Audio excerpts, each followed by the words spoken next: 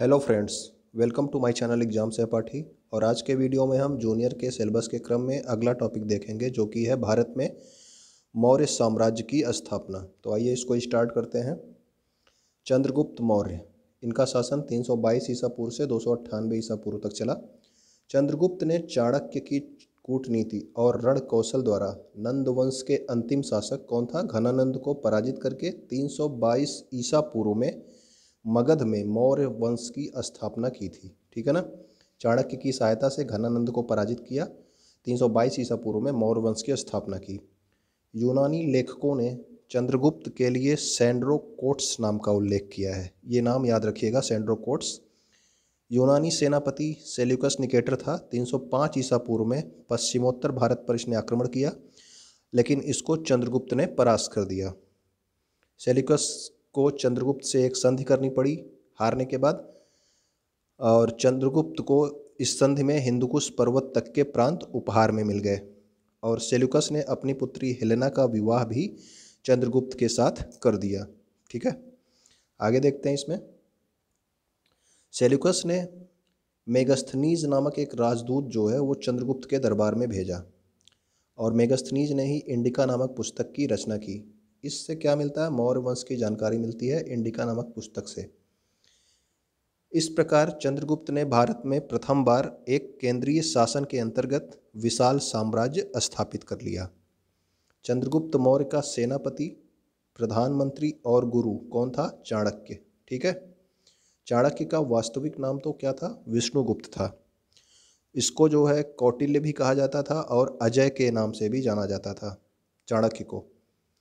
इसने अर्थशास्त्र यानी कि कौटिल्य ने अर्थशास्त्र पुस्तक की रचना की, जो कि लोक प्रशासन पर लिखी गई प्रामाणिक पुस्तक है। यह अर्थशास्त्र इसका नाम है, लेकिन ये राजनीति विज्ञान की पुस्तक है। चाणक्य को भारत का मैकियावेली कहा जाता है। मैकियावेली जो है एक द प्रिंस नाम की इन्होंने एक पुस्तक लिखी थी राजनीति के ऊपर, इसीलिए इनको चाणक्य को भारत का मैकियावेली कहा जाता है। चंद्रगुप्त मौर्य ने शाह गौरा का अभिलेख लिखवाया था, जो कि सर्वप्रथम ताम्र अभिलेख था, तांबे का अभिलेख था। अभिलेख के बारे में आपको मैंने कहा है पिछले वीडियो में भी, अभिलेख के बारे में जहाँ मिले उसको एक जगह आप नोट कर लेंगे। चंद्रगुप्त मौर्य ने अपना साम्राज्य अफगानिस्तान से दक्कन तक फैलाया था। अफगानिस्तान से दक्कन तक। चंद्रगुप्त कर्नाटक के चंद्रगिरी की पहाड़ियों पर संलेखना पद्धति के द्वारा इसने अपने प्राण त्याग किए।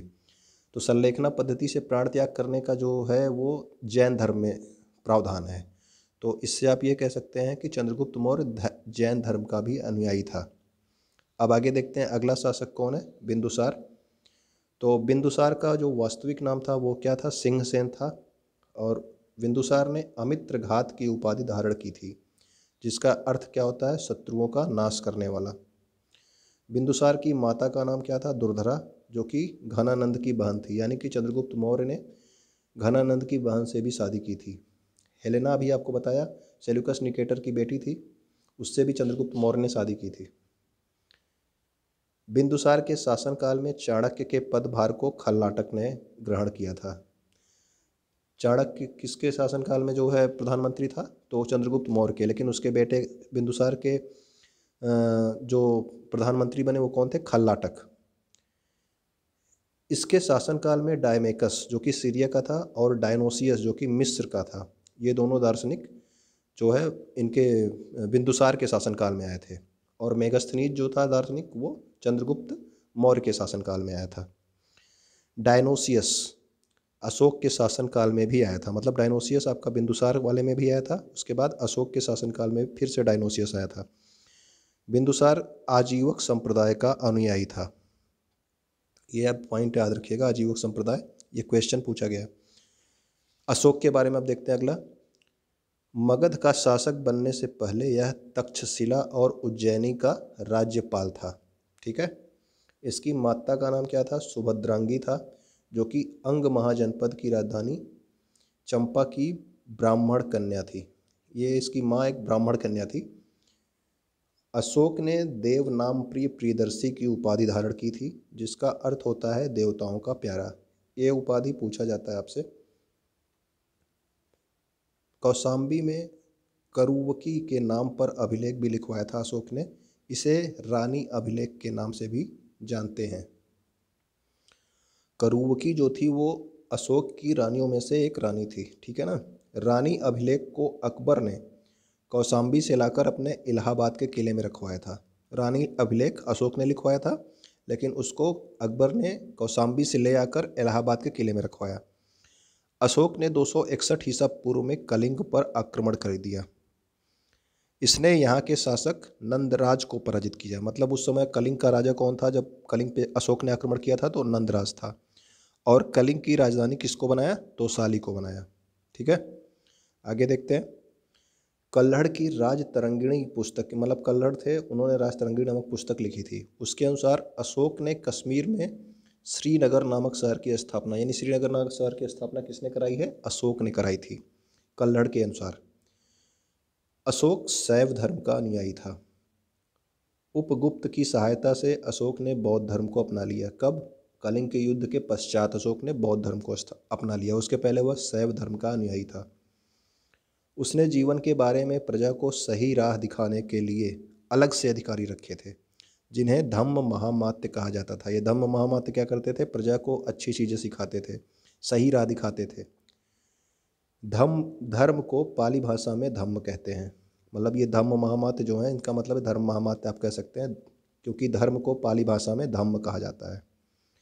अशोक ने बौद्ध धर्म के सिद्धांतों में एक रूपता लाने के लिए पाटलिपुत्र में तीसरी बौद्ध संगीति का आयोजन किया था। अशोक ने तीसरी बौद्ध संगीति का आयोजन किया था पाटलिपुत्र में। इसके अतिरिक्त अशोक ने बौद्ध स्तूपों, यानी कि धार्मिक स्मारक, बौद्ध स्तूप कौन थे? क्या थे? बौद्ध स्तूप जो थे वो धार्मिक स्मारक थे। एवं बौद्ध विहारों, बौद्ध विहार क्या थे? वो भिक्षुओं के रहने के स्थान थे। इनका निर्माण भी अशोक ने कराया था। सांची के स्तूप का निर्माण की शुरुआत जो थी वो अशोक ने ही कराई थी, तो इसका नाम अधिकतर अशोक के साथ ही जुड़ता है कि सांची का स्तूप का निर्माण किसने कराया? अशोक ने। अशोक ने बौद्ध धर्म के प्रचार के लिए लोगों को अलग अलग स्थानों पर भेजा। जैसे कि अधिकतर जो पूछा जाता है क्वेश्चन कि महेंद्र और संघमित्रा, ये अशोक की बेटे और बेटी थी, इनको भेजा था श्रीलंका। अशोक अपनी पुत्री चारुमती के साथ खुद कहाँ गया था? नेपाल में, बौद्ध धर्म के प्रचार के लिए। सोन और उत्तरा को सुवर्ण भूमि भेजा था। रक्षित को वनवासी और महारक्षित को यवन देश में भेजा था। अशोक के बाद कुणाल गद्दी पर बैठता है। और मौर्य वंश का अंतिम शासक कौन था? तो मौर्य वंश का अंतिम शासक बृहद्रथ था। अब देखिए, आपको पहले चैप्टर में मैंने बताया था शिलालेख क्या होता है। तो शिलालेख क्या होता है? पत्थरों पे लिखा जाता है। अभिलेख क्या होता है? तो अभिलेख पत्थरों, दीवारों और ताम्र पत्रों पर, क्योंकि ताम्र अभिलेख भी आपको बताया गया था, ताम्र अभिलेख, ठीक है ना। उसके बाद गुहा लेख क्या होता है? गुहा लेख गुफाओं में लिखा जाता है। अशोक के शिलालेखों का सर्वप्रथम फिरोज शाह तुगलक ने खोजा था। सबसे पहले अशोक के शिलालेखों को फिरोज शाह तुगलक ने खोजा था। जेम्स प्रिंसेप ने सबसे पहले अशोक के दिल्ली टोपरा शिलालेख को पढ़ा था। अधिकतर ये क्वेश्चन पूछा जाता है कि सबसे पहले अशोक के शिलालेखों को किसने पढ़ा था? तो जेम्स प्रिंसेप ने पढ़ा था। खोजने की बात पूछा जाएगा तो फिरोज शाह तुगलक का नाम। ओके। अशोक के कुल 14 शिलालेख थे, और ये कहाँ? 8 स्थानों से प्राप्त किए गए थे। कितने शिलालेख? 14 शिलालेख। मस्की शिलालेख में अशोक ने खुद को बुद्ध शाक्य कहा है, और इसी में बुद्ध के त्रिरत्न का उल्लेख भी है, ठीक है ना। त्रिरत्न कौन कौन से बुद्ध के आपको बताया गया है, आप उसको कमेंट करके बता सकते हैं। भाब्रू अभिलेख से अशोक के मगध के शासक होने की जानकारी मिलती है। भाब्रू अभिलेख से अशोक के मगध के शासक होने की जानकारी मिलती है।